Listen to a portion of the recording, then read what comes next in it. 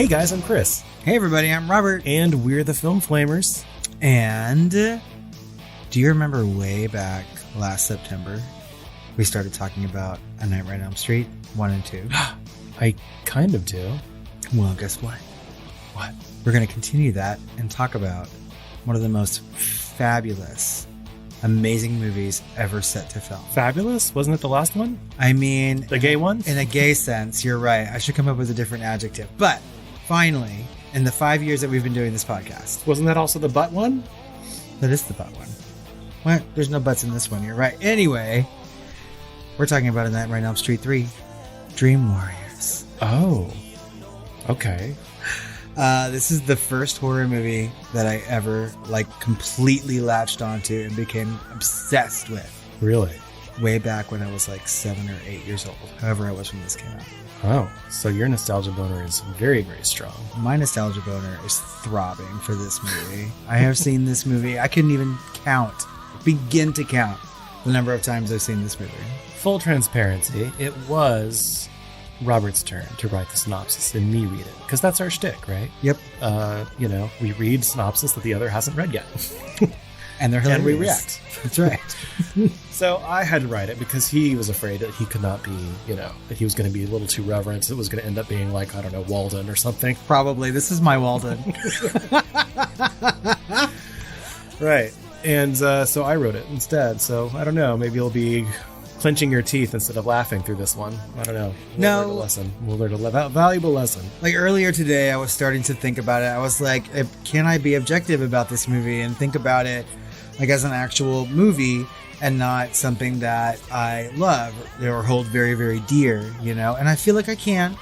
But if I start being a little too reverent and I start oh, it's so perfect and there are no flaws and blah, blah, blah, blah, blah, then I want you to come across this table and beat me. You're probably going to come across this table and beat me because I have zero reverence for this movie. That's fine. We're going to see this movie until I was well into my 20s, probably. Oh, so when this movie came out on VHS, I rented it every single weekend for a year and a half. Okay. Well, around that time, I was renting Teenage Mutant Ninja Turtles live action movie or whatever. Oh. And that's what I was watching on repeat because I wasn't allowed to watch, the horrors.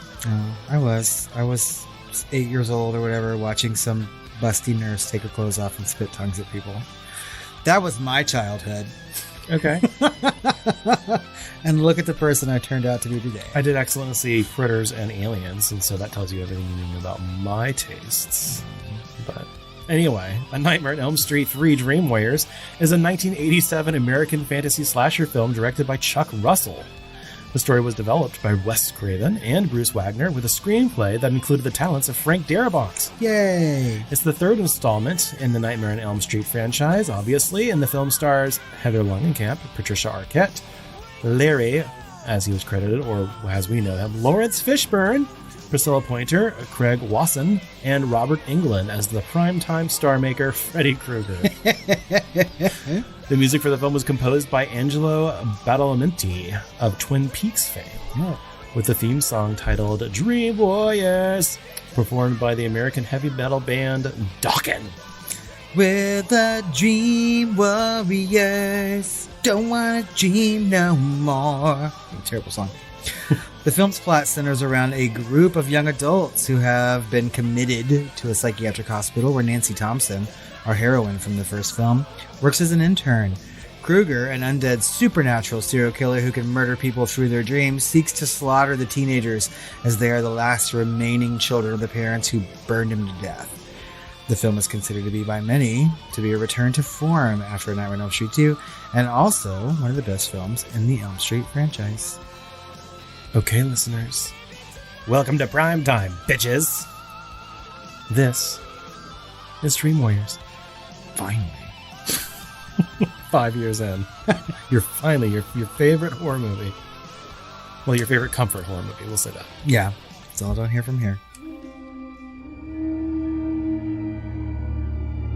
It's 1987. Do you know where Freddy is?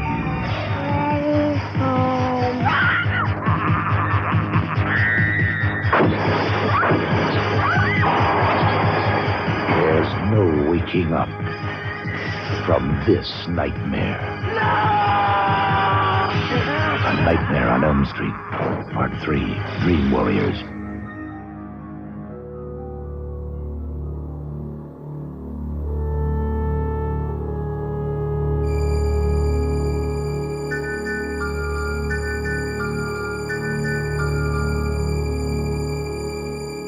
In 1987, 2 years after Nancy, her mother, and all of her friends have died by Freddy's finger banging, teenager Kristen Parker, played by Patricia Arquette, dreams that Freddy Krueger is chasing her.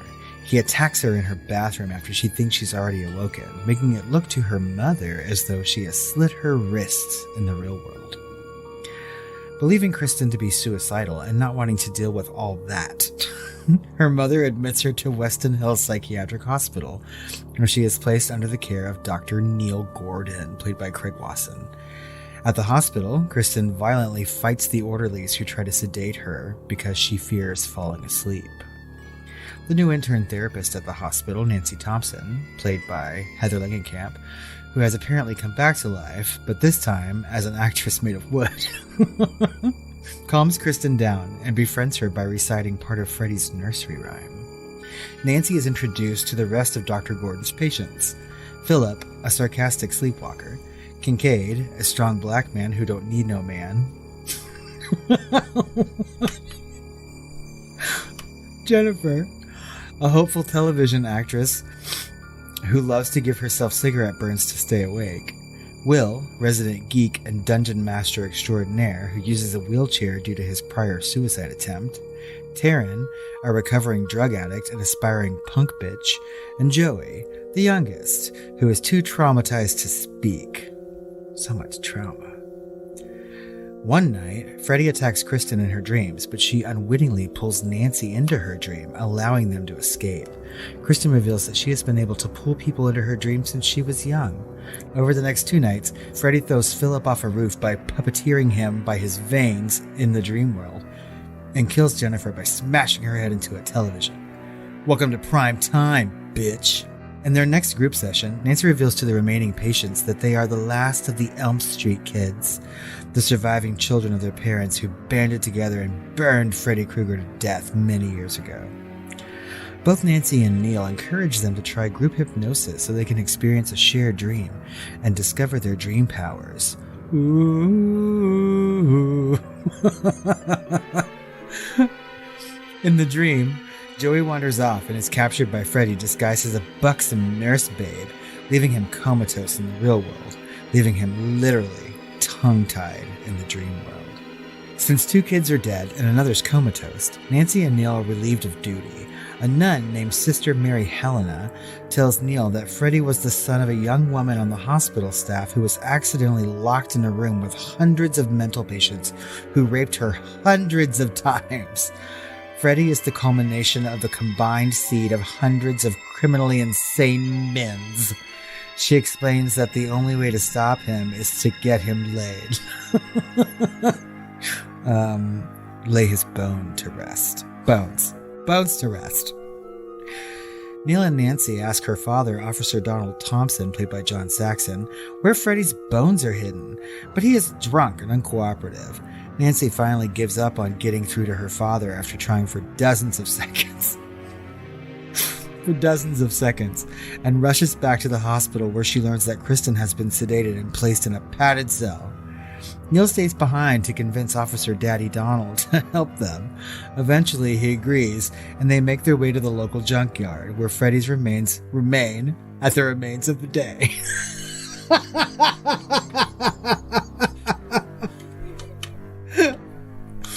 Back at the hospital, instead of simply breaking Kristen out of the padded cell, Nancy and the others engage in another tedious round of group hypnosis to reunite with Kristen in the dream world, but they are all separated by Freddy. Taryn and her stupid, tiny knives are killed by Freddy's finger syringes, and Will is embarrassingly ended by Freddy after he roleplays as a big, geeky wizard. Meanwhile, Kristen, Nancy, and Kincaid find one another somehow. The trio rescues Joey, who was still tongue-tied by Freddy and hung next to a giant gaping hole, but are unable to ultimately defeat Freddy because he has become too powerful due to the souls he has absorbed, as evidenced by his screaming chesticles. Sensing that his remains have been found by Officer Danny Donald and Neil at the junkyard, Freddy leaves the dream, animates his own skeleton, and kills Donald with it before incapacitating Neil with his giant hole. Freddy returns to the dream to resume his attack on the kiddos, but Joey uses his dream power of voice and agency to repel him. Oh, his power is talking. Officer Danny Donald appears to Nancy as a sparkly spirit to tell her that he is crossing over, but he is revealed to be Freddy and stabs Nancy in the stomach, tossing her aside. Freddy, believing that Nancy is dead, comes after Kristen, but still alive and apparently unkillable. Nancy jumps and finger bangs him with his own bladed glove. Meanwhile, back at the junkyard, Neil manages to recover and purify Freddy's bones with holy water, killing him, we swear. After Nancy dies, sure, Kristen manages to awaken everybody and return them to the real world. During Nancy's funeral, Neil finds Amanda Krueger's tombstone and discovers that she was Sister Mary Helena. That evening, he goes to sleep with the Malaysian dream doll Nancy gave him and Kristen's papier-mâché house nearby. Suddenly, Kristen's house lights up from the inside, suggesting that Freddy may not be completely defeated, for the dead can never die. Or something. The end. Wasn't too painful, right? No, that was good. Good. Much better than I could have done. It would have been just like a fucking novel. A tome. It would have a Dickensian proclivity and all that. Probably. This is like one of the few movies that I could have written this synopsis for without having watched it. Like, I'm fairly certain I could have done this entire episode without having watched it last night. But I did. Yeah. Because one can never see this movie too many times. That's true. Mm-hmm. At least for me. Dream Warriors was released on February 27th, 1987 on 1,300 screens, and it was the first nationally released movie for New Line Cinema, interestingly. It grossed almost $9 million opening weekend at a time of a record for independent release, securing the #1 spot at the box office. Other films in the top 10 that weekend included Crocodile Dundee, well, that's a good movie, Platoon, that's a good movie, and Mannequin, what's that? You didn't see Mannequin? No. With Kim Cattrall? I need to. Oh my god, she's a mannequin who comes to life. But is it a horror movie? No. I read a horror book probably around that time that was mannequins coming to life and killing people. Oh, no. This is like someone from the Brat Pack and Kim Cattrall. And Estelle Getty. Oh, I love Estelle Getty. Mm-hmm. Oh my gosh. Shady Pines? Okay, you're watching Mannequin soon. The film will remain in the top 10 for 7 weeks and would ultimately gross $44.8 million against a reported budget of $4.6 million. Right, and so that's like literally 10 times.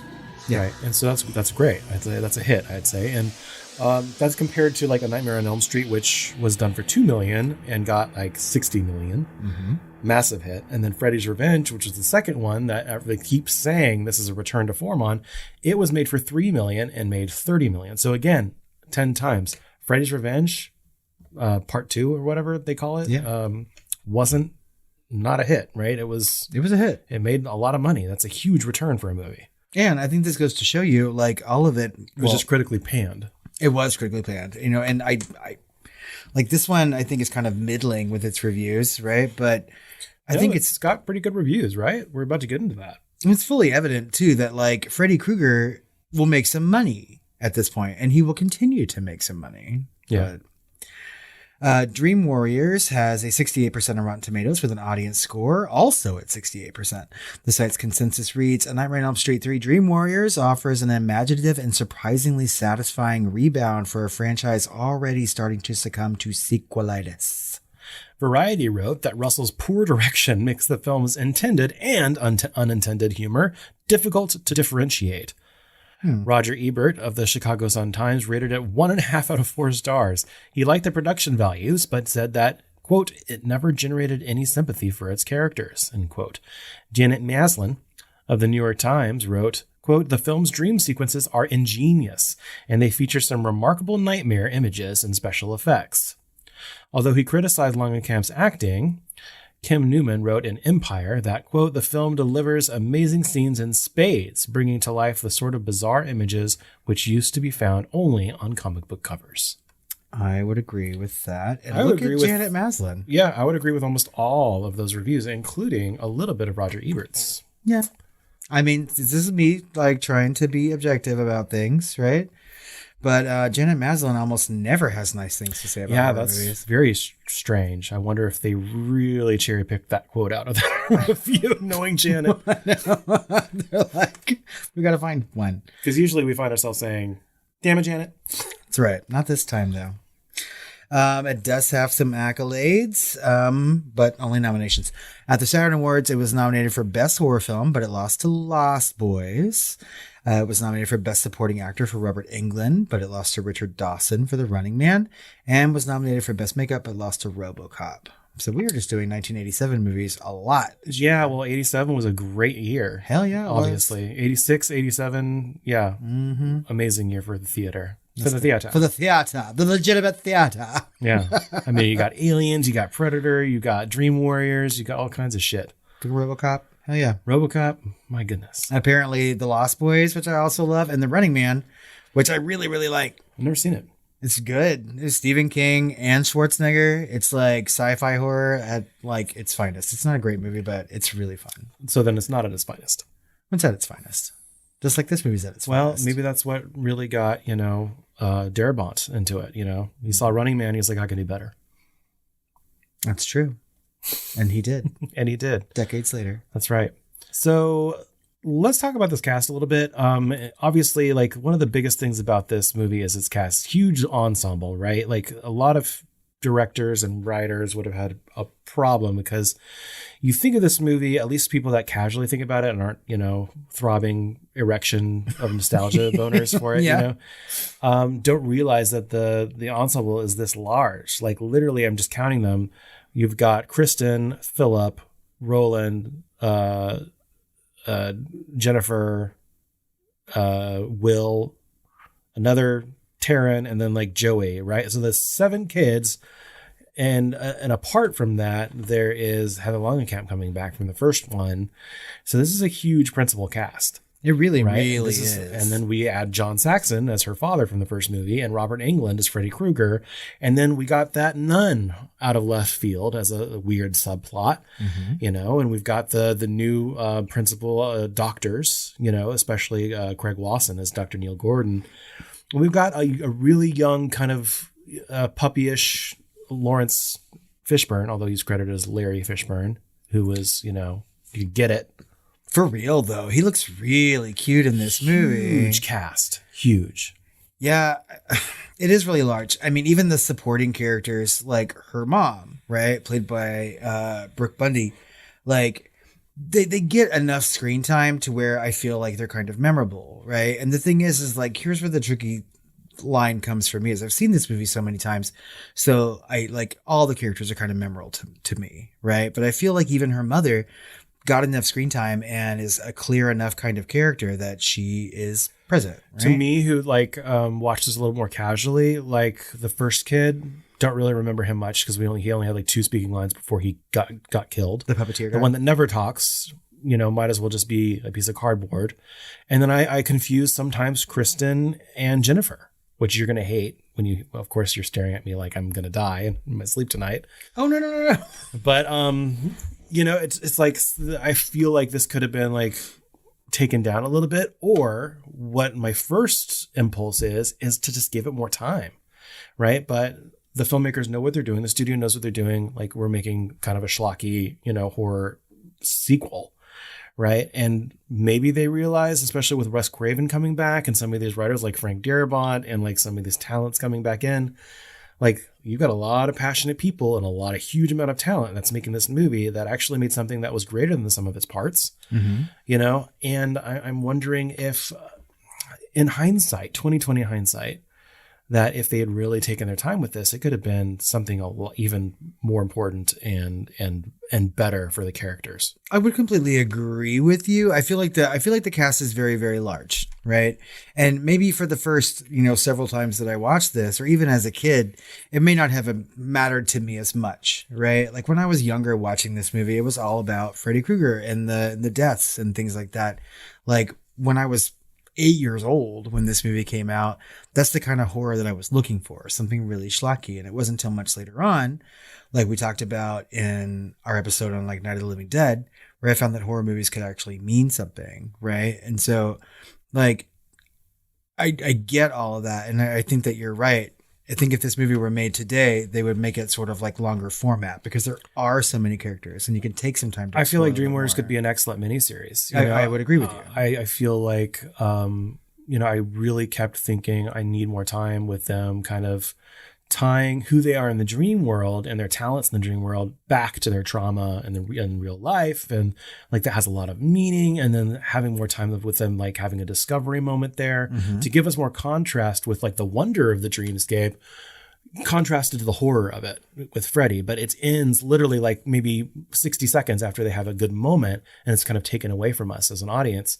And so it's like a lot of the best moments in this movie is really just scratching the surface. Like they struck gold and then they like, okay, we struck it and walked away, like they didn't mine it. And so it's like, man, it's too short for its own good in a way. And yeah, I would agree with that completely, because like one of my biggest problems with this watching it last night was that I wanted to know a little bit more about why these are their powers in the dream world. Like what in their real life makes them want to do this. And they sort of explain that a little bit, but not enough. And they could spend a lot more time with some of these. I mean, people like Jennifer who dies with the TV, right? Yeah. Like we barely see her at all. All we know is that she wants to be an actress, and so she dies with a TV, right? So it's like paralleled, but yeah. And then what's the significance of being able to pull people into dreams outside of like a plot device, on Kristen's character's part? I mean, she only ever said that she did it to her dad, right? So she was like, I used to pull my dad into my dreams, and he would be like, oh. And I did, like, having casually watched it like a couple of times, didn't remember that, and I watched this last night. I was talking to somebody about that today, and they were like, because they literally asked the same question. They were like, well, why was it such a big deal? And it just came out of nowhere. I was like, well, she kind of it could have been a monologue, Yeah. And we know some, showrunners for miniseries that would have made that into a monologue. Completely. Or had some sort of flashback moment where we see her pulling her dad into a dream. Yeah. Like, you're right. I feel like if people were to take the bones of this movie and sort of like stretch it out a little bit, it could be really, really good. And because I feel like this is a horror movie that has a lot for horror lovers in general, right? Like there's a lot of like comic book-esque things in here. There's a lot of sci-fi in here, a lot of fantasy in here, all rolled into a horror movie. It's kind of like something for everybody. And if you can add all those elements and make it just a little bit longer and spend more time with the characters, it would be excellent. Right. And we are getting a little ahead of ourselves because we do want to talk about like the development and things like that. We didn't even mention Zsa Zsa Gabor in this cast reference yet. Oh, but we will. Talking about acting, of all things. Dick Cavett, Zsa Zsa Gabor. Yes, we'll be talking about that. Tell me about some of the development. So some of this stuff, like I may know just because we talked about this last September too. I'm sure you do. And I'm sure like you'll probably already know all of the fun facts and things like that. Maybe not. I mean, because I haven't really looked into this movie a lot. Most of the things that I know came from this amazing, like 4+ hour documentary about all the Nightmare on Elm Street movies. Okay. Which I've seen a couple times. Never Sleep Again. Yeah. Yeah, I do have a reference from that. Yeah, it's a really good documentary. Yeah. So following the critical failure of A Nightmare on Elm Street 2, Freddy's Revenge, the gay one, New Line Cinema was unsure if they wanted to even continue with the series. And of course it would, because it made gobbledygillion bucks. Even that one it was made for $3 million and it made $30 million. Of course they were who cares? It was always just like striking gold with the character. The first one made like 20 times its budget, and that one made 10 times, and this one again made 10 times, right?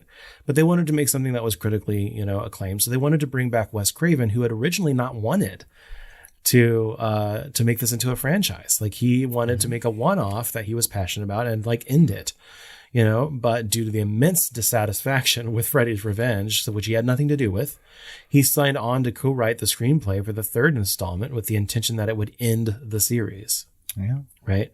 Which is where all the, you are the final children of Elm Street, comes from. They use that a lot in the screenplay. Wes Craven trying to write it and end into it, even though before it even came out, when they did test audiences, they knew they were going to do another fucking sequel. And they ended up doing many more. And so part of the marketing was that, hey, call the Freddy hotline and you could end up being in the sequel to this one, Dream Master. So I'm sure Wes Craven was kicking himself at that point too. Yeah, for making such a good movie. Yeah. Damn it, Wes. So a final script and screenplay was eventually formed after passes were done both individually and in tandem by Wes Craven, Bruce Wagner, Chuck Russell, the director, and Frank fucking Darabont in his first ever feature film writing credit. I don't know that I ever really noticed this, but when watching it this week, I was just like, what?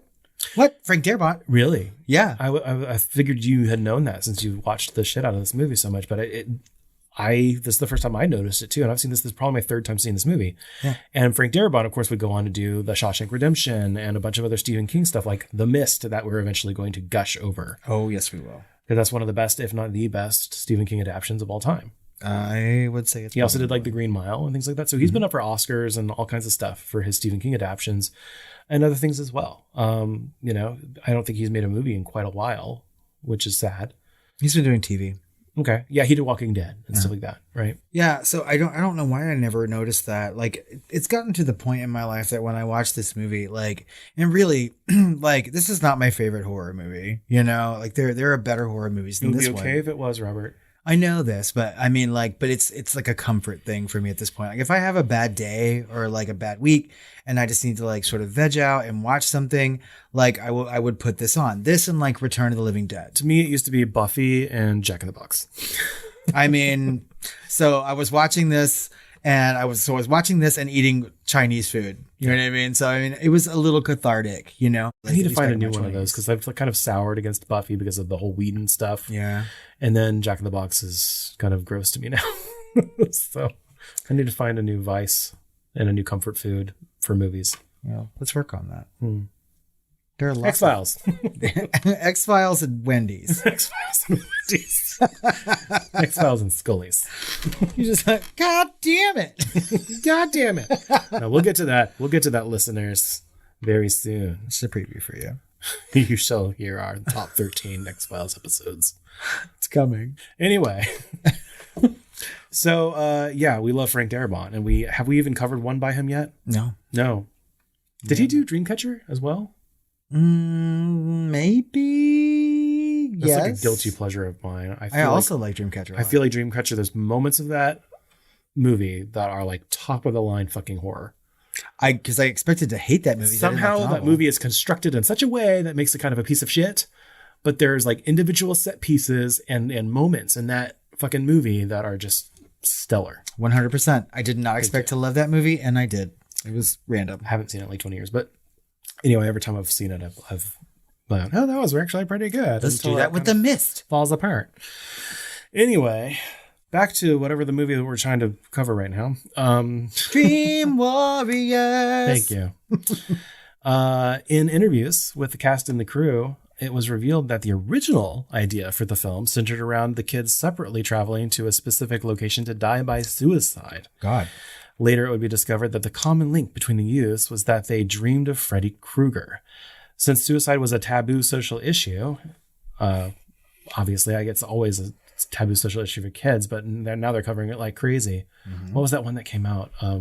13 Reasons Why. 13 Reasons Why or whatever, and there was like a rash of suicides. Well, that and in the preteen community for watching that on Netflix. Just a couple years later, they would have a whole movie called Heathers. That's right, yeah. Mm-hmm. But anyway, they abandoned that specific storyline, although they, obviously some aspects of the idea obviously remain in the film because there's like previous suicide attempts and suicides referred to all over this film. The razor at the beginning, with Jennifer Kaylee or whatever her name is. Kristen. This isn't okay. This movie was made in 1987. Not why couldn't they all just be Heathers? 2020. I could just get it right. I know. We'll just call them Heather. Heather 1 and Heather 2. But no, I mean there's mention of suicide by almost all the characters. Yeah, and the guy's in a wheelchair because he apparently tried to jump at some point. Yeah. And so again, they just don't show it until like the end, or like, no, they show it, but they always make it Freddy doing it, which is of course the whole cause of the movie. But. Yeah, but whenever they see these kids dead, they just assume that it was suicide. Mm-hmm. You know what I mean? Because like obviously suicide by TV is the most popular way to kill yourself. Don't do it. TV suicide. Don't do it. We're just gonna sing random She just songs. climbed up to that TV and ran her face. Like, what a tragic suicide. What? She really wanted to be on primetime. So all of these kids have tried to kill themselves at some point, or at least their parents think they did. And I think that's what it gets at, is that no one's listening to them, and that's a huge part of this movie. Yeah. So on Never Sleep Again, the Elm Street Legacy documentary that you were talking about, director Chuck Russell states that Craven's original script was darker and more profane, while Rachel Talalay thought that it seemed like a $20 million script. So it was really good and everyone really liked it, but of course it was probably too early for its time. Discussing the more humorous elements in the film, Russell stated, "I looked at what Wes Craven did and said, this is absolutely great and terrifying, but I felt that the time I came along on the way was to go to make the whole idea of dreams and nightmares into a carnival and go further into the dreams and make Freddy Krueger more outrageous and add more of an element of dark humor.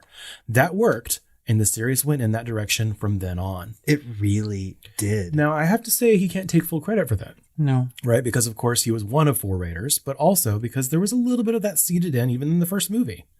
There's a little bit. Freddy's always had kind of a nod and a wink, and a glint in his eye, He's been a little quippy. Evil Santa Claus or whatever the fuck. He's got good one-liners and shit like that. Like even in the second one, what do you say? Like fucking like you're the body or whatever the fuck. I mean, like he says things that are goofy, but like he really drives home some of the quip in this. And starting in the next movie and moving forward up until like Freddy's Dead. By the time Freddy's Dead rolls around, like the entire thing is just basically a fucking comedy at that point. They just try to make everything as like almost Burton-y, when it gets to the dream like parts of things. And Freddy Krueger just becomes this like really, really comedic villain. And at least in this one, he retains like some sort of horror, but like after this, they just really run with that. Yeah. And I mean, if you look at the first 2 movies, you don't get to see a whole lot of Freddy Krueger's face. He's still kind of like darkly lit and in the shadows and things like that. But by the time Dream Warriors came around, they were showing a lot of Freddy Krueger and they weren't afraid to do that. And more of him in different ways than we had seen previously too, I think. Mm-hmm. Well, yeah, because he would get to like change his figure and change his shape and he could be anything that he really wanted to be. Really double down on like the protean nature of the dream world and Freddy's nature in this movie in a way that had not been done yet. Which is a good thing. I mean, like when you think about dreams in general, like you can do whatever you want to in dreams and not just like the bad things that happen to you, but you yourself. If you're trying to have some sort of like lucid dream and you want to fight back, of course, you're going to find some sort of like something within your nature to like be pronounced. The only thing is like that once in a while, because they have to show you what Freddy's doing sometimes in isolation, like becoming a little maquette off on the wall or whatever, a little bobble-headed, like whatever the fuck puppet. Marionette. Marionette. Yeah. He's really like finding a lot of joy and glee and just being who he is. And it makes it endearing, which I think is almost a mistake to do. Because you really should not like the villain, I mean, like if you really want people's deaths to mean something, you have to really root against the villain. That doesn't always happen, right? And it's okay to like villains, but like they really go out of their way sometimes to make him seem very, very cool and to let him like revel in murdering people, right? Yeah. And you're kind of like waiting for him to kill the next person, especially after this. Like there's some really ingenious deaths, and I'm sure that when we get to the special effects talk about this stuff, we'll get to like the way that some of these people died. But like moving forward, I mean, we'll see people getting like squished to death after they've become cockroaches. You know what I mean? Like, like people are just dying in the most like outrageous ways. So, and this opened the door for that, right? And this is a great segue for us to start talking about the special and visual effects that made that all possible. Yeah. And right, it's like, this is like not really my list of like how they did it, but like the things that really like spoke to me, which is like the very first thing. Like I thought, okay, I'm in for a ride, because the very first scene is her carrying that little girl, and that little girl looks like she's made of fucking a 2x4. Like, it's horrible. Looks like she's carrying a toddler-sized doll. It's like your camera needs to be about a mile further away. For real, it looks for so me fake. to sell that you're not carrying like a live little girl. Yeah, so the special effects were created by the team led by Peter Chesney and included Kevin Yeager and Mark Shostrom, which will come up later. Oh. Right, and so I haven't really heard of this team before, so maybe these as individuals have worked on other teams, like for Stan Winston or for other big names, but I hadn't really heard of these guys before. But like I said, the movie's kicked off with that shitty little girl corpse at the beginning, and I was like, okay, great, this is going to be horrible. You know, I remember that some of this is cheesy, but little did I know that they really knocked it out of the park for some of these things. And even now in 2023, I like clutched my pearls a little bit with some of these effects coming up. Some of them are really good, but that little fucking girl, when she's running with it, right? And it's not moving, just the hair is sort of flapping and it's all sort of like rigid. Oh, it's just like, that looks really bad. Patricia. There is no acting in this world that can sell that piece of shit that you're carrying around. And then later on, she wins an Oscar, guys. I mean, like, she won an Oscar for Boyhood. I should also mention, like, I love this movie so much when I was younger that, like, some of these people, like Patricia Arquette, like Jennifer Rubin, Larry Fishburne, like, yeah, they're great. But I fell in love with Patricia Arquette from this movie, and I've just followed her career. But yeah, so her first ever like screen appearance, she's like running with a doll, like clearly a doll. And then she looks at it and it's like, whatever the fuck is you're hurting me. Let me go. You're hurting me. And it's like a skull or whatever. A burnt skull. I love it. That was really Muppety.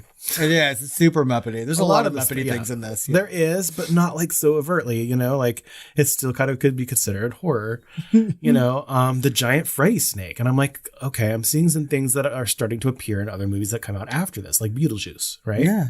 Well, that and like, it's really cool to watch the documentary. And it's all fucking stop motion too, you know. For this, because the way they rigged that room to like all of it's practical, right? So they have the room set up to where like the ceiling is blowing and the walls are blowing and creating those like rips.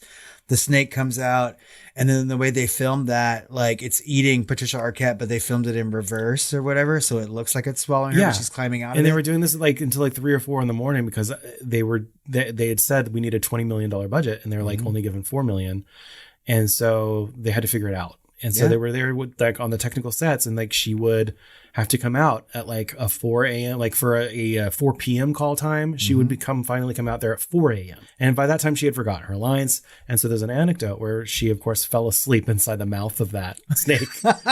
She was so tired she literally fell asleep inside the snake's mouth. One of my favorite things from that documentary too is that the way that the snake is filmed, the way it looks on film is different because they had to change it because it was colored so much that it looked like a dick. Yes. They had to put like green slime on it. Yeah. Yeah. I was just like, I love it. It's a giant Freddy dick eating her. But it's memorable. It is. I think it's cool looking. And we get that puppet marionette, which I thought was one of the freakiest. Yeah. I thought it was really fucking neat. They also did that in reverse as well because they had a full Freddy maquette, and then they would add clay to make it look like he had been whittled, you know, because when they did it in reverse, it looked like it was whittled down into a Freddy shape. That's so cool. Because it was just like a modeling doll or something like that, or a little, I don't know what the fuck it was. But it was freaky. It looked freaky kind of in the middle stage. And then it became into like a miniature little Muppety Freddy, and then he grew or whatever, and it was like ruined. Cutting its like strings and whatnot. I wanted him to go into the covers or whatever. And like crawl. But it's neat. I really like the fucking marionette quite a bit. But going along with that is like when the fucking veins come out of his arms, when he like cuts his wrists and he pulls his veins out to walk with him. Yeah, this is after the Nightmare Pig moment, which we'll talk about later too. But yeah, I think the sequence of this movie is of a huge amount of sequences that are like would be the centerpiece of any other, you know, stop motion movie, effect movie, or gore movie, right? Would be like Hellraiser is a good example of that, right? We have a bunch of like makeup effects, but there's really one centerpiece to the movie, and that is the guy coming back from nothing, you know, and building up his flesh again, and you know, so gross.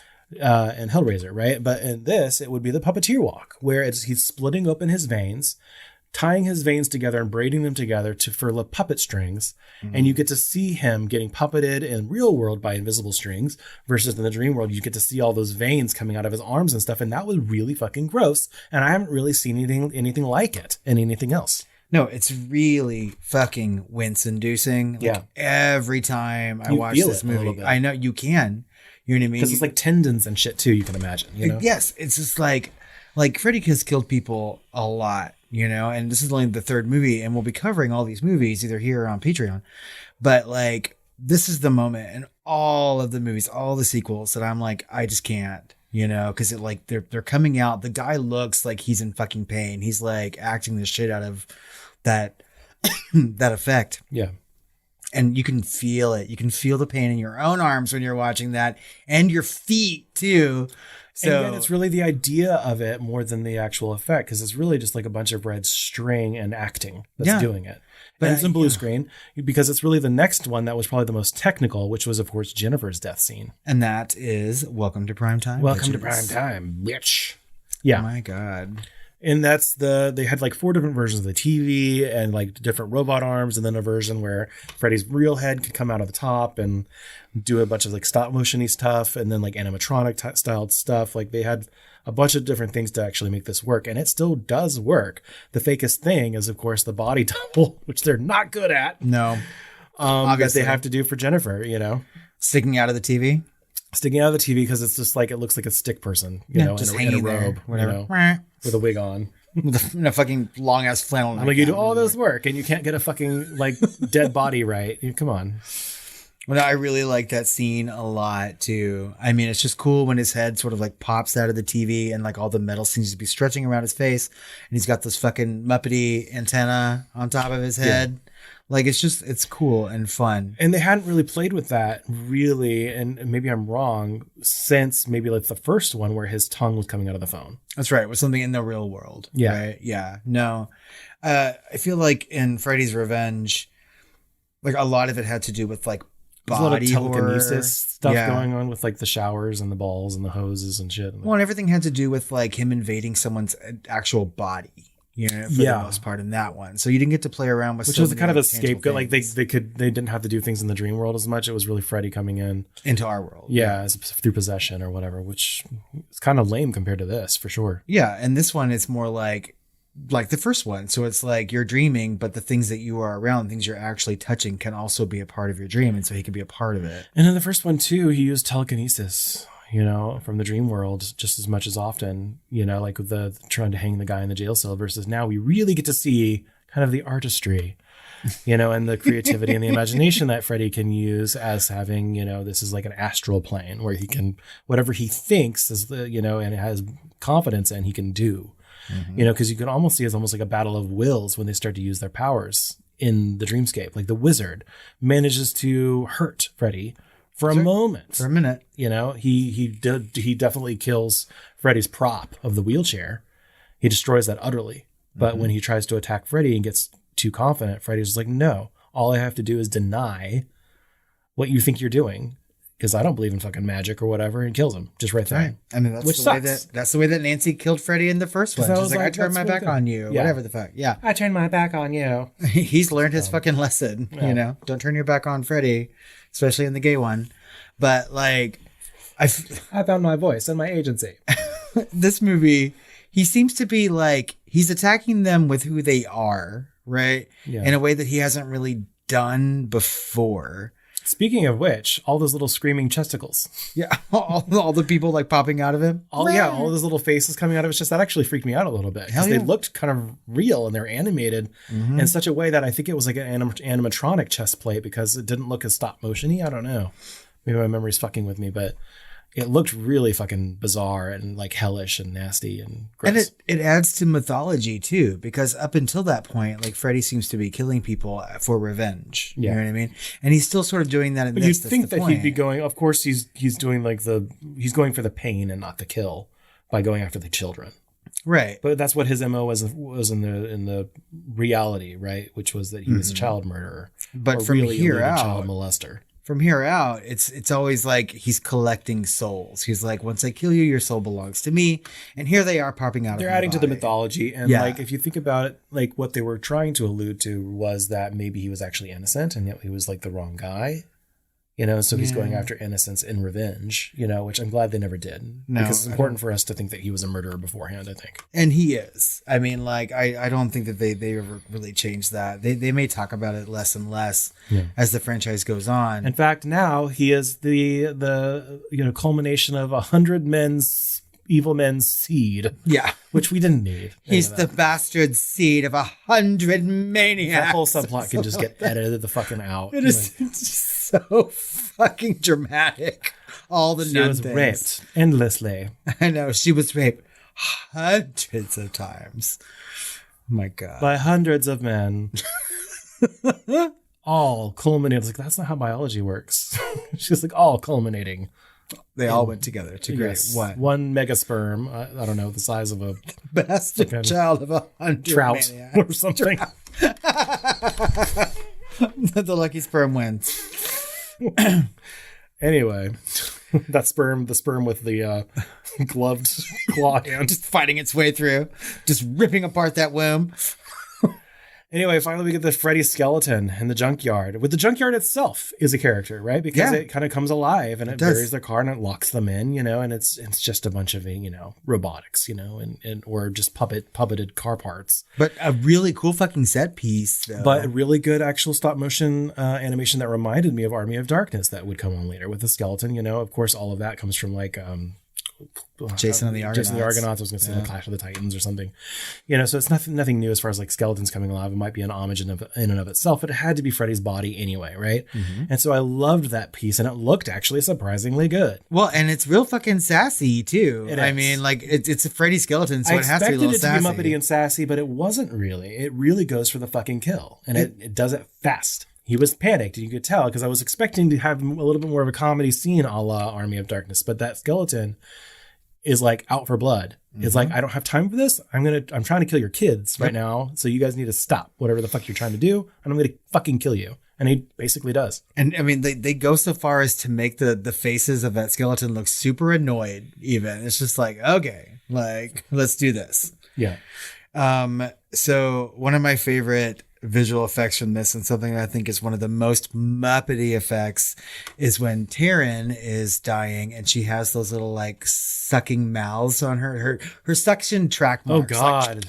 Like, you know gross. what I mean? Like, well, they were, and of course that's a famous scene. So, you know, I think there's at least 2 kills in this that are in like the top 10 most, you know, Freddy kills lists that, you know, that exist out there on the interwebs and on YouTube. Mm-hmm. And so one of them, of course, is the primetime death on the TV, but the other one is his hands turning into syringes and pumping her through full of drugs, and somehow that killing her. And then, of course, originally, and they shot this, her head explodes, but it looked too Muppety and weird, so they kept it out.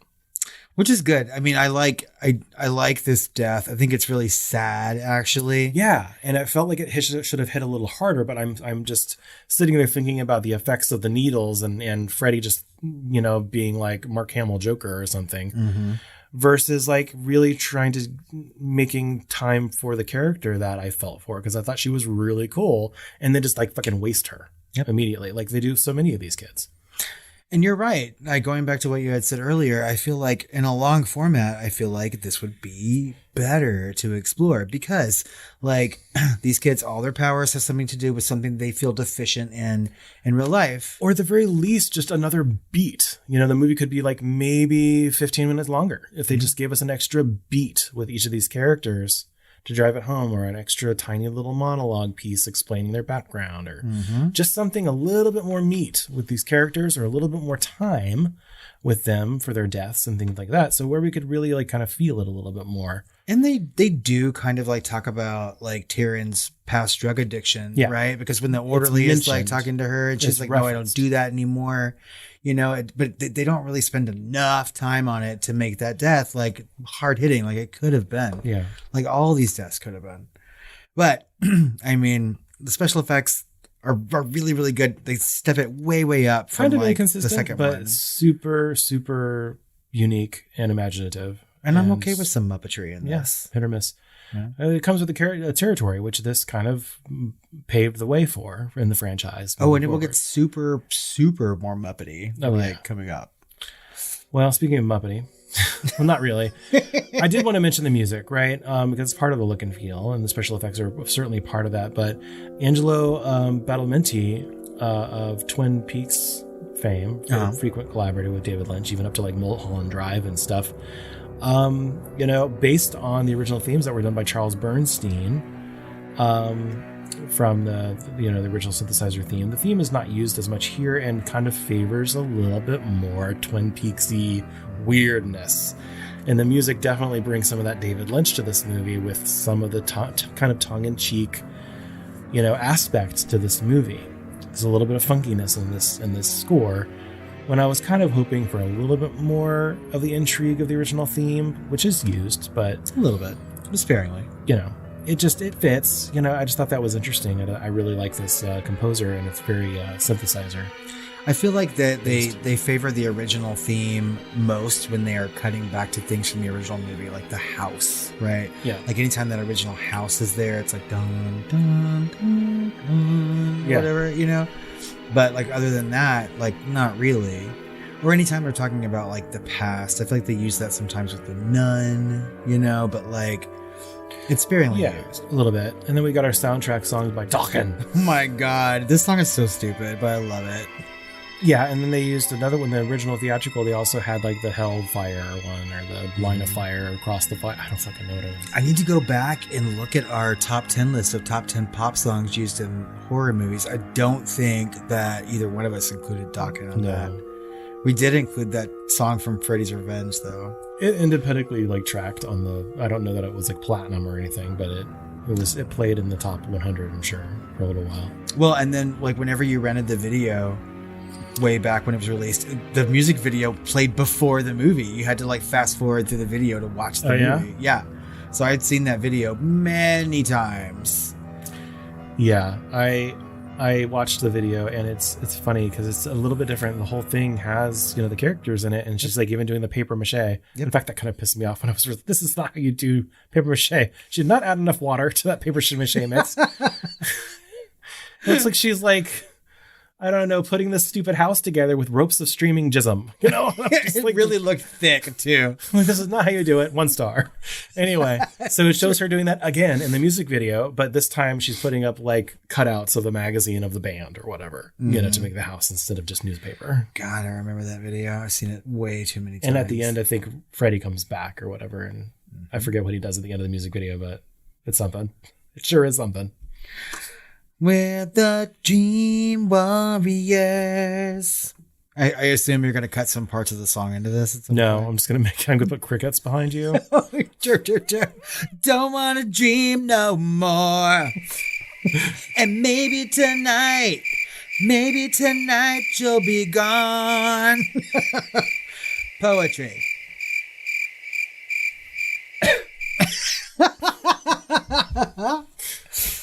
Yeah, I'll throw a comedy cough in there. So overall, I mean, we've talked about a lot, I don't know if you have stuff that you want to talk about specifically. I just wanted to say, like, I feel like while this is not maybe like the best movie, it's pretty damn original and imaginative, culminating into an impressively ambitious movie certainly for a second sequel. And most of the time it pulls it off incredibly well. Yeah. So I really, really enjoy this franchise as a whole. Like, I really like Freddy Krueger. I like all the Nightmare on Elm Street movies. I like them all individually. Even the ones that I think are really bad, I think are a good time, right? But this one sort of like stands out. I think this one's special, right? Because I just got off like a string of kind of derivative movies for better or worse. There's nothing wrong with that. Everything comes from something, right? But this is so much creativity, so much deliberate and intentional art and design in this movie. So imaginative, and they just did whatever the fuck they could to their heart's content to pull it off. And it's super ambitious, and they may not have succeeded every time. That fucking doll at the beginning, and a couple of other Muppety things that are limitations of the technology and other things, but I'd say honestly, like, it's still like something that's more worth the sum of its parts. And then also just I love things that are ambitious like this. Well, and it didn't have to be. They didn't have to be. That comes straight from the passion of the filmmakers and the writers and the artists. I mean, all they had to do was throw Freddy in there again, killing a bunch of kids, and it would have made some money, just like the two that came before the studio is, it started with the studio saying, okay, we love this franchise, but it makes us a lot of money, but we also we're New Line, we're a new kind of studio, and we really would rather make good movies. And so we're going to go intentionally go back to Wes Craven, whoever he wants to pull this thing together, And that's the thing is that, like, I feel like up to this point, if we're talking about the franchise to Dream Warriors, right? So like the first one, the original, is clearly that's Craven. That's a Craven film. You can watch it and tell that. And it does create a really good, memorable villain. The second one is good for other reasons, right? I think it's kind of subversive and just different. And I think that people give it kind of a bad rap, but I think that there's a lot to say in that movie. This one, I think, stands out because I feel like if they had just made this movie a standalone, they didn't need to do a whole lot of like backstory for this particular villain. This could have been the very first Nightmare on Elm Street movie and have been just fine. But I think that it does things differently that they don't do any other time in this franchise, right? I think we have a lot of characters in this movie that like each other, that want to work together. It creates a really good environment. And I also feel like when we're looking at things that stand the test of time and things that have inspired, I feel like Dream Warriors has inspired a generation of filmmakers and screenwriters and just people who create media in general in ways that the other two that came before this didn't.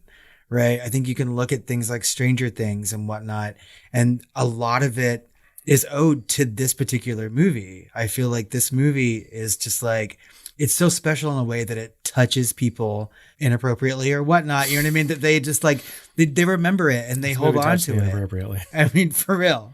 Show me on the marionette where Dream Warriors touched you. But I feel like people will always hold on to this movie and go back and watch it in ways like I do. I can't be the only person in the world who like gets comfort in watching Dream Warriors. Right on the Merkin. Right. But I may not know a lot of fun facts. So do you have some for me? I do. Okay. But you're probably going to know all of it. Let's find out. Okay. There were 3 other scripts. 3 total? 3. No, I did not know this. All right. Yeah. So Craven's first concept for the film was to have Freddy Krueger invade the real world. Krueger would haunt the actors filming a new Nightmare on Elm Street sequel. Sound familiar?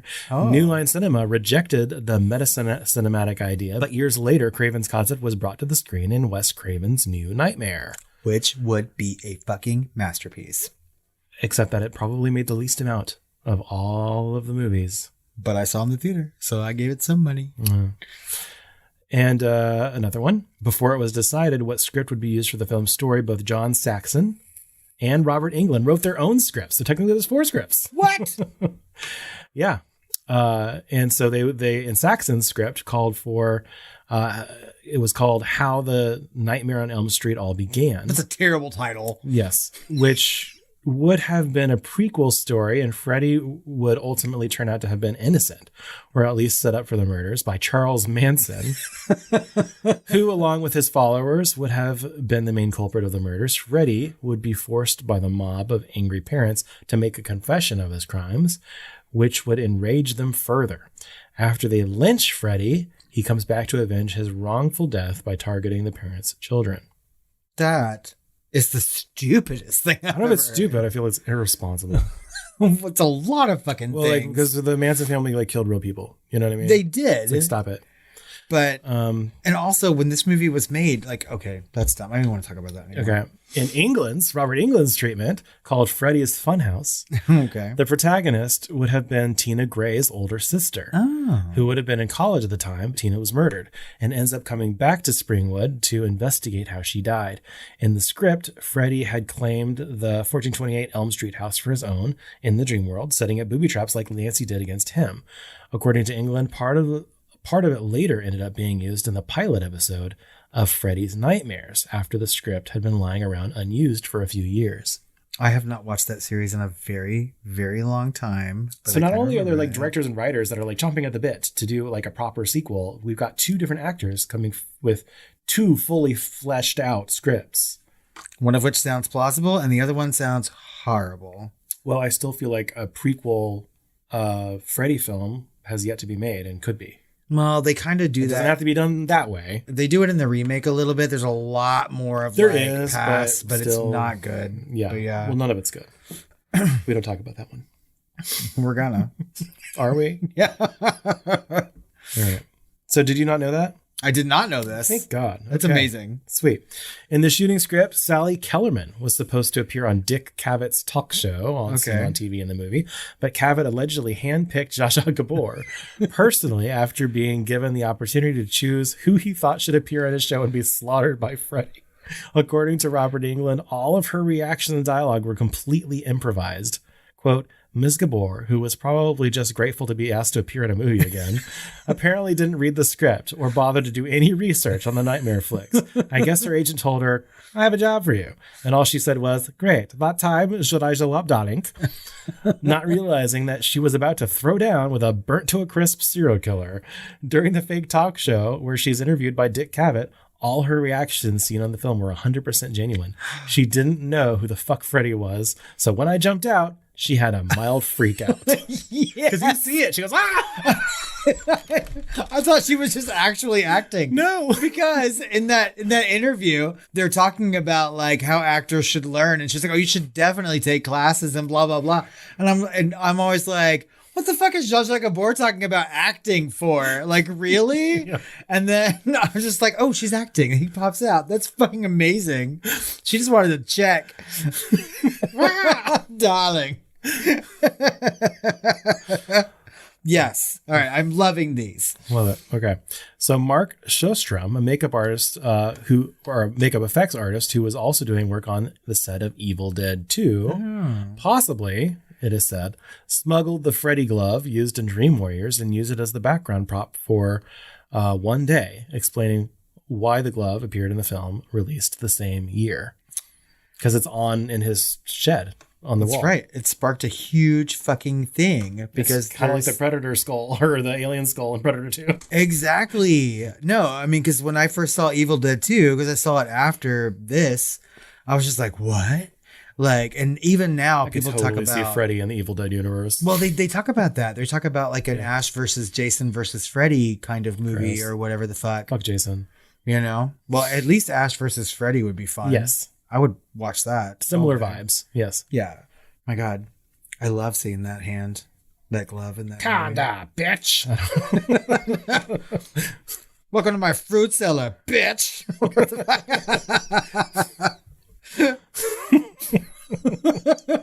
Anyway, Kristen comes across a classic nightmarish image of a roasted pig on a table during the movie, and then it comes to life and growls at her, which I actually loved. Me too. They actually roasted a pig, let it spoil, and the prop guys puppeted it from beneath. The poor guy who was actually behind the camera, cinematographer Roy Wagner, claims the pig stench was so overwhelming he can still smell it to this day. Oh my God, it's Day of the Dead all Why over couldn't again. you just literally, couldn't you just made a little puppet of that? I mean, really. They created a whole Freddy dick worm. You know, they couldn't make a fake puppety pig. I don't know. It's easy to go to the grocery store. What grocery store can you get a little piglet from? I don't know. Well, you can order them because we roasted a pig Okay. at work once. I guess it was easier. I don't know. No, they had to roast Talk the to pig, people on the though. Day of the Dead set, I guess. They're the ones that Yeah. are like stewing in all the fucking rotting intestines of cows and shit. That's gross. I mean, go for I didn't realism expect if you that it was can, real. But literally you're seeing a corpse of a dead pig being muppeted. I did not know that. It's real. That's really fucking nasty. So next time you watch it, know that it's real. And I will. I think I'll be watching again soon, actually. All right. So finally, something you probably already knew. The line, "Welcome to primetime, bitch," spoken by Freddy in the scene, was not included in the script. It was ad-libbed by Robert Englund. Yeah, I did know that one. Oh. And I like it, though, because I feel like without that ad lib, It's really the main takeaway. it is. I mean, The whole movie. for his character, it's his character's progression at that exact moment. Yeah. The moment he pushes that woman's head into a TV and says that fucking line, forever changes the trajectory of Freddy Krueger. Like, it makes him a completely different villain for the rest of the movies in this franchise. It does. So it's classic. Not gonna lie. For sure. Those were fun. And I didn't know almost all of them. Most of them, except for that last one. So, thank you. But we have some questions to ask about A Nightmare on Elm Street 3 Dream Warriors. And we're not going to start with this as a horror movie because it's clearly a fucking horror movie, right? But were you scared watching this? No. Although there was moments where I was like clutching my pearls a little bit. I feel like when I was a kid, like I was scared. Obviously, I was like 7 or 8. The veins thing, the image of it, the idea of the Always. veins thing, the puppet, you know, there was a little bit like a moment of the maquette, that little piglet. I don't remember if I was laughing or crying. Maybe both, throwing up a little bit while I was laughing. I don't know. I mean, the veins thing for sure. I continue to wince. I winced when I was watching this last night. I was just like, oh, God, it just feels so real to me. And I can feel the pain. Mixture of like popcorn horror with like fascination and nausea and also excitement. So I don't know how to, you know. I know when I was a kid, I was scared a lot. You know, the more I watched it, and I've seen it so many times that it doesn't affect me as much, except for that vein thing. But I can see where like younger people would be scared of this movie. This is almost gateway horror. Yeah. You know, I mean, like it's a little beyond gateway. Yeah, I would say. Yeah, I mean, it stretches into like our territory, you know, clearly, but like the imagery is way beyond gateway. I don't know. I mean, maybe the veins thing alone. That for there's sure. There's some visuals in this movie that made me clutch my pearls a little bit. I feel like this movie is like geared toward young adults, like adolescents and teenagers, for sure. Like most horror movies were at the time, but like, and then as these things would go further, like clearly they were trying to get kids to watch these movies because kids liked Freddy Krueger. Oh yeah, you know, it was fun, accessible. Exactly, and I think this movie like really, really started that in a way that Pennywise only wishes he was. Oh yeah, only adults are scared of clowns. No, that's not true. I was scared of clowns when I was a kid too. Me too. Yeah. Out of 5 stars, what would you rate Dream Warriors? I give it a 3.5. Okay. I'll tell you why. Like I said, I feel it's greater than some of the parts. I feel like it's almost more important than it is good. We've said that a couple of times. Yeah. You know, I feel like I said, I love how imaginative and ambitious this movie is, and how often it succeeds. Every time I watch it, I feel like I'm rooting for it because it's doing so well, and it's like hitting it out of the park, and then it'll have a misstep, you know? And a lot of its missteps are more on like, not on the technical side or its ambitious side, but on the parts that it probably thought it had in the bag. Yep. Like Heather Langenkamp. It probably thought it had, you know, a big asset there, and actually not really. She had really shitty acting in this movie, and it was distracting for me. That's subjective, I guess, but she was very wooden. And other people have noticed that too in this movie. And some people find it endearing, and I do kind of a little bit too. But it's also like less than fully fleshed out, like Dream Warrior moments, like we've mentioned, could have added so much story and intrigue potential to this movie. And I felt like if it would just taken a little bit more time with those characters, like them learning or using their abilities, like if you think of any superhero movie, like some of the most fun parts are them discovering things about themselves and what they can do. I mean, this is New Mutants all over the place. It is, right? Yeah. And their ability to work together, a form of camaraderie. Instead, we get these weird subplots with the nun, you know, Freddy's mother, apparently, and other asides, like the stupid, horny orderly. When those moments and that time spent could have been taken back to our characters, of which there are so many already. You know, I think of movies like The Matrix, you know, or others like, hey, you're having to learn to exist with these new skills and abilities and understandings, breaking your mind a little bit, you know, and recontextualizing the world, like in The Matrix, right? And like they doubled down on that concept in The Matrix versus like they could have done it here a little bit, you know, and they didn't. They didn't really run with the most intriguing things, and they kept it a little bit too much on Freddy. When we've talked about this recently, like if you doubled down on the movie monster instead of talking about the characters, they had more gold to mine there, and they probably didn't even realize it. I think that's true, and I think that all the points you make are very, very valid. Freddy's mythology will take care of itself. Exactly. The Predator, same thing. Yep, you know, exactly. Aliens, xenomorphs, they take care of their own mythology. Make us care about the fucking characters, and do whatever you can to double down on that. They didn't quite get there for me. And they do for me. So like I gave this movie 4 stars on this rewatch, right? And I'm sure that they were a half star higher than me. I know. And I was trying really hard. So like my first instinct obviously is like five stars for this, but all of that, like that whole extra star would be nostalgia boner, right? Yeah. And there's still like some throbbing nostalgia boner in that 4-star rating, just because it's almost impossible for me at this point in my life, like like 30 years plus after seeing it for the first time and loving it, you know, like I cannot separate myself and be objective from it. I like this movie a lot. Well, it's also like, there's also like that nostalgia boner piece of it, but there's also like, okay, let's rate a modern aircraft versus like the Wright brothers, what the Wright brothers built. You know, one is more important than it is a good aircraft. You know, am I going to rate comfort value and like my mid-flight dinner on the Wright brothers? No, I'm not, you know? Well, of course not. So if you're rating things all together, you know, on every movie in the world on this 5-point scale, it has to exist somewhere. So context matters with ratings. So it is a 4-star for you and it is a 3.5 for me. And I think that makes sense. No, and it does. And the thing is that like all the points that you made are valid. I mean, like I really enjoy Heather Langenkamp of that character being back in this movie, but I think that she was kind of like underused and poorly written. They just like, they wanted to have something familiar. And she wasn't directed as like, she was kind of wooden in the first movie, but you could tell she was a lot more closely and intimately directed. Yes. And he did not do that for her as much. Well, and I feel like we've seen her in things post this movie where she's done a much better job, you know? And so like some of it may be like circumstantial to her being there. It could be the script. It could be the way she was directed. I mean, we don't really know. Right. And I feel like some of the acting in this movie is really good, but like, this is probably the first time in a conversation about this film where I think, you know, they need to spend more time with these characters. You're right. Like, that's what this movie is missing. I'm really glad that they took Freddy in this kind of direction and they were a little bit more Freddy centric, right? Because I feel like it's also a testament to the characters and the archetypes that they displayed. You know, there was a lot there, and they left us wanting more. And I feel like to the degree of they should have given us more because they created such good archetypes. I feel like if this movie were remade today, kind of thrown away, it would be remade in such a way that it would be like just universally good. I don't know. They could fuck it up, man. I mean, like they could make some changes. I mean, I feel like today, if this movie were made, we'd have a predominantly gay character, right? Which I think it needs.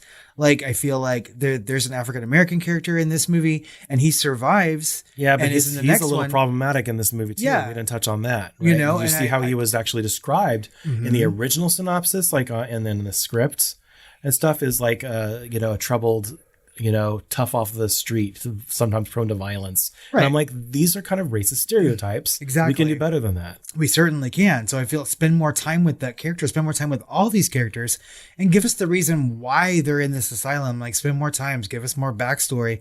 Let us know why like their powers or their warrior qualities or what they are in the dream. Also, I needed like a Freddy's Revenge style shower scene with Laurence Fishburne, and they did not give it to me. I really needed to see some Laurence Fishburne ass in this for sure. And that leads to our next question then. Who's the hottest guy in Dream Warriors?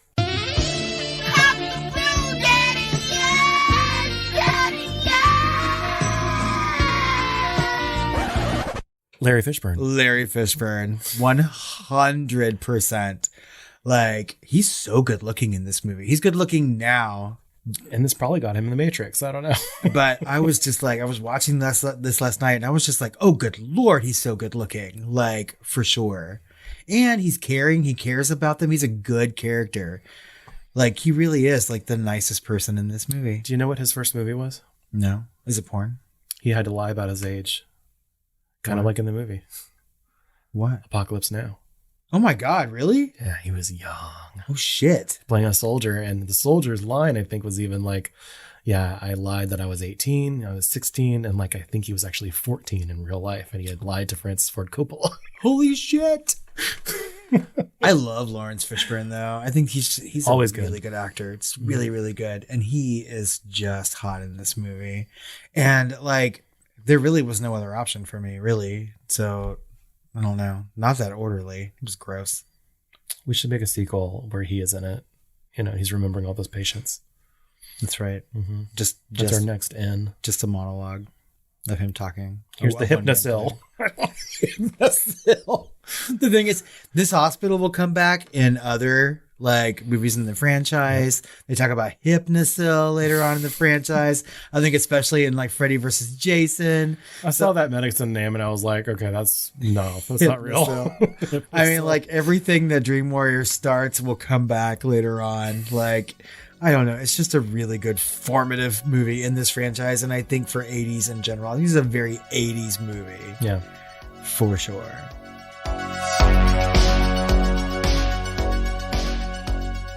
Well, I think that just about wraps up our conversation on Dream Warriors. As always, we would like to know what you think about the movie and our conversation about it.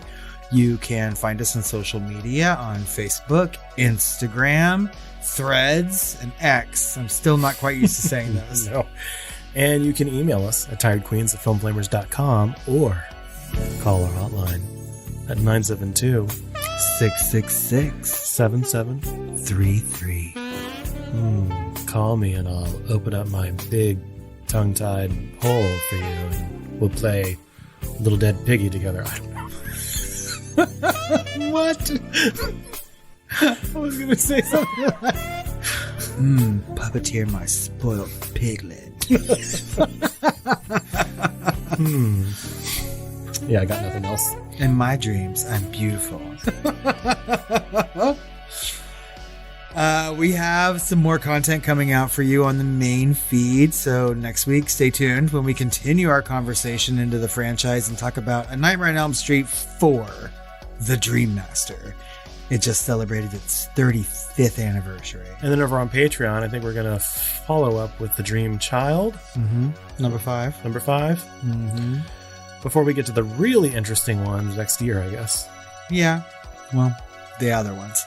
Well, no, because when we get to Freddy's Dead, which is not as interesting, but we get to... Oh, New Nightmare. New Nightmare, which is very important. I love New Nightmare.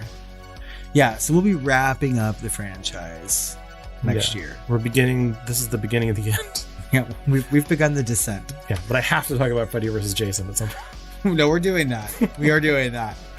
All right, Chris. I think it's time for us to not take some Hypnosil so we can have some sweet dreams. Kind of hate saying sweet dreams when we're talking about like fucking Freddy Krueger. It seems a little too annoying. What are we supposed to say? Shitty dreams? Or shitty dreams. No dreams. Rotting pig dreams. Rotting pig dreams. Hello, piglet. Oh. Rate and review us on iTunes. Thank you. Oh, shit. Deek. Geek.